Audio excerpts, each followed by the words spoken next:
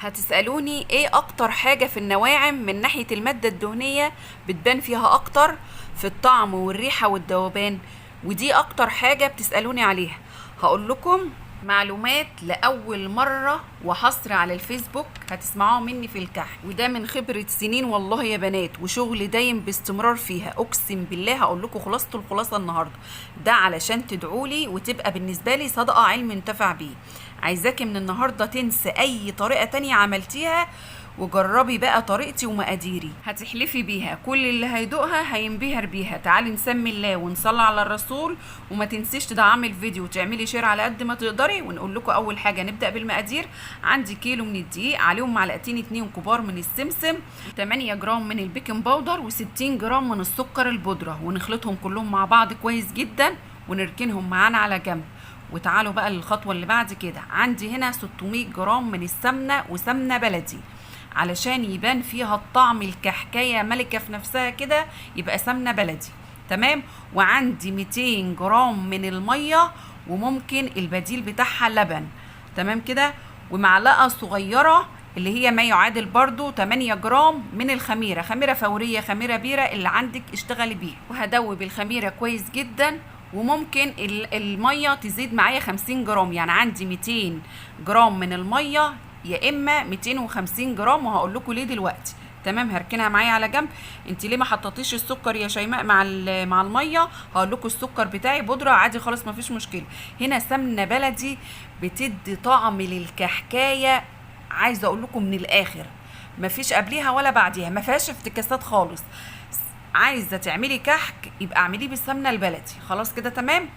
وبسي بقى كويس جدا. اهم حاجة عندي في الخطوة دي لازم تبسي الكحكاية كويس جدا جدا، على قد ما تقدري تبقى معاكي عاملة زي العجينة في ايديكي. شفتي كأنك بتبسي الغريبة؟ احنا عايزين الكحكاية بتاعتنا تتبسي كده. ممكن تسيحي السمنة بتاعتك، وممكن تحطها زي ما حطينا كده. انا عايزة اقول لكم الريحة هنا بدأت تظهر، مش عايزة اي روايح خالص للكحك.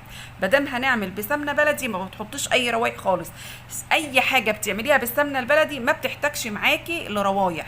خلاص كده تمام. وبسي بقى هنا دوري هنا بقى في الصنعة، علشان الكحكة تطلع معاكي ناجحة 100%.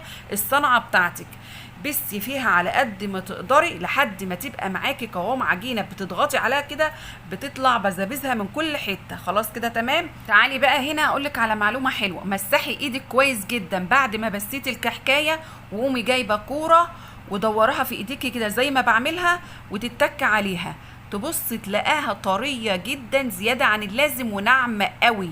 تعرفي ان كده اتبست معاكي قوي. خلاص. كمان لو لقيتيها جامده معاكي شويه وانت بتكورها كده، يبقى محتاجه معاكي لشويه بس كمان. خلاص.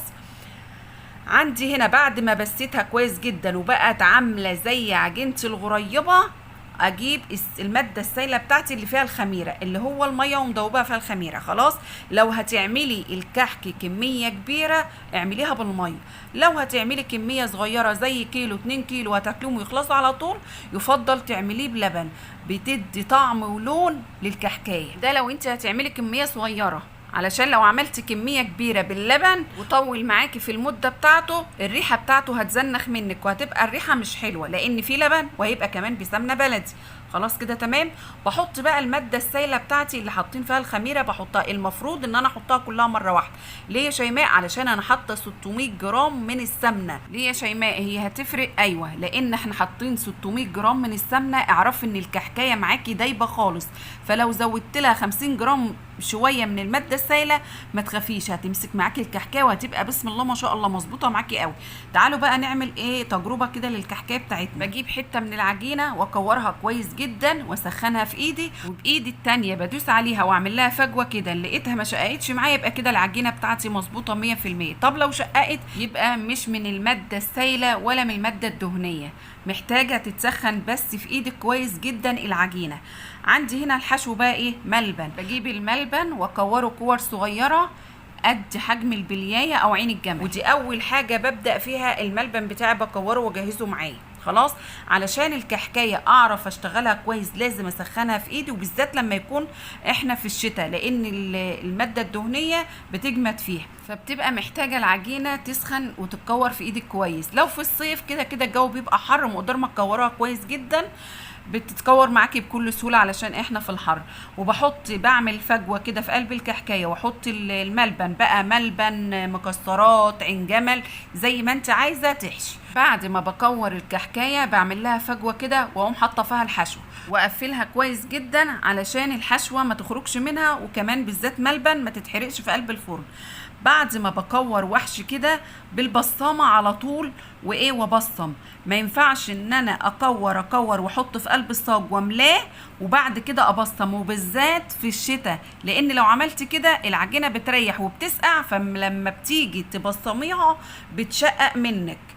اما لو في الصيف وجيتي كورتي مثلا، عملت نص الصاج وجيتي بصمتيه، ما تقلقيش، كده كده العجينه بتبقى لسه سخنه، ما لحقتش تجرمز او الماده الدهنيه فيها تجمد. خلاص، بحشي واكمل كل الكميه بتاعتي بالشكل ده وبصم على طول، وبالذات في الشتاء.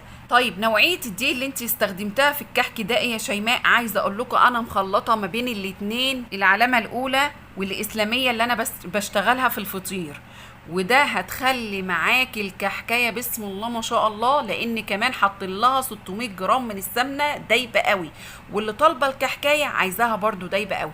لو انت عايزاها متوسطه وماسكه نفسها شويه ودايبه في نفس الوقت تخليها 550 جرام من السمنه، ولو عايزاها فقش شويه وماسكه نفسها خالص يبقى تخليها 500 جرام من السمنه. لو انا عندي دقيق علامه اولى وعايزه استخدمه في الكحك ومش عايزه اخلط عليه، يبقى تحط 550 جرام من السمنه، وده هتخليها لك دايبه قوي، لان العلامه الاولى ما بتستخدمش ماده دهنيه كتير.